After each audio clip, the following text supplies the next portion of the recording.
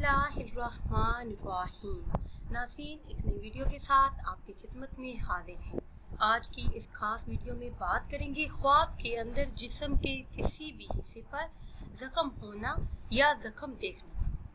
अगर साहिब ख्वाब में अपने बदन में जख्म देखे तो बदन के जरिए माल की आमद की दलील है। अगर साहिब ख्वाब देखे कि दाएं हाथ में जख्म देखा है तो रिश्तेदारों की तरफ से माल मिलने की अलामत है। और अगर बाएं हाथ का जख्म देखे तो मोनस रिश्तेदार की तरफ से माल मिलने की दलील है। बाएं पांव पर जख्म देखना ज़िराअत से हासिल शुदा माल पर दिलालत करता है। और अगर साहिब ख्वाब पुश्त की जानब जख्म देखे तो औलाद की तरफ से माल मिलने पर दिलालत करता है। अगर साहिब ख्वाब देखे कि बदन के जख्म से खून बहता हुआ देखा है तो मकरूज होने और मुशक्कत के साथ माल खर्च करने की अलामत है। हर बहने वाला जख्म खर्च करने पर दिलालत करता है।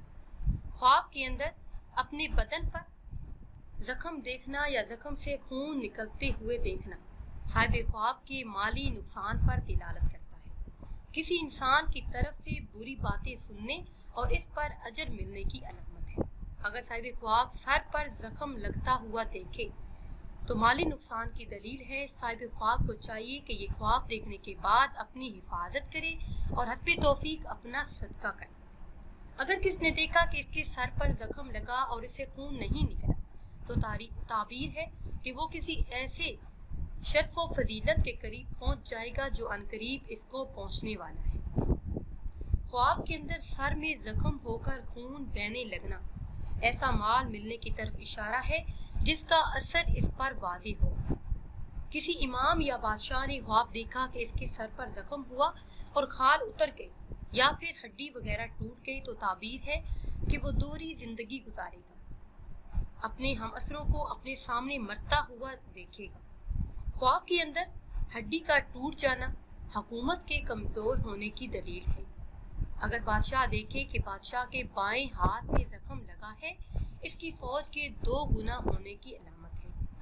और अगर देखे कि इसकी टांग में जख्म हुआ तो खानदान के अफराद के बढ़ने पर दिलालत करता है। नाज़रीन सामीन, अगर वीडियो आपको अच्छी लगे तो इसे लाइक करें और शेयर करें और नई वीडियो के लिए हमारे चैनल को सब्सक्राइब करें।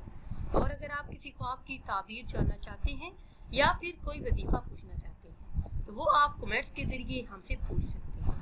मुझे दीजिए इजाज़त। अल्लाह हाफ़िज़।